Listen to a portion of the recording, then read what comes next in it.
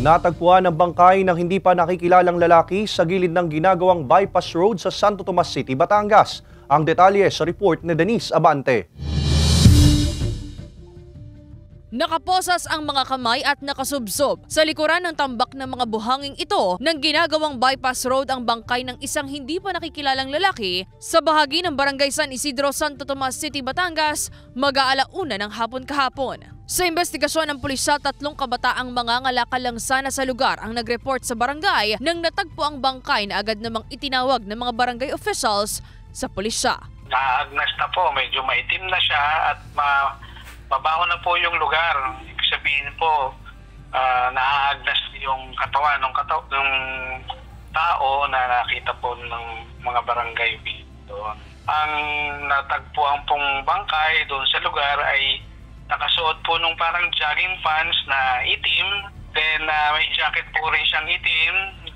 At meron po siyang t-shirt na may kulay pula at may kulay itim. Mayroon din itong tattoo na hugis at sulok na may mata sa gitna at mga salitang nakapalibot ng pabilog. Inaalam pa ng pulisya kung biktima ng summary execution ang naturang lalaki. Posible raw na patay na lang dalhin sa lugar ang biktima.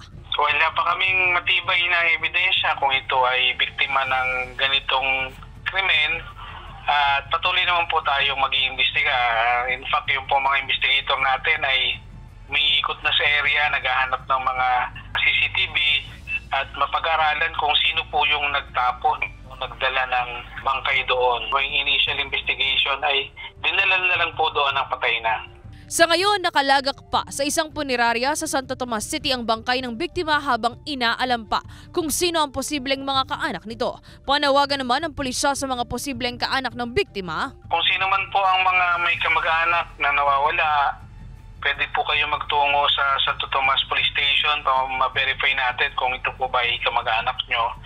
At doon naman po, kung meron pong nakakita dito sa pangyayari ito, huwag po kayo matatakot na pumunta po sa amin at tumulong po tayo para ma-solve ang kaso na to, ang pagkakakita sa bangkay ng tao na to, upang mabigyan po natin din ng katarungan kung sino man po ang kamag-anak nito at mismo din po yun sa taong dinala po doon na patay na.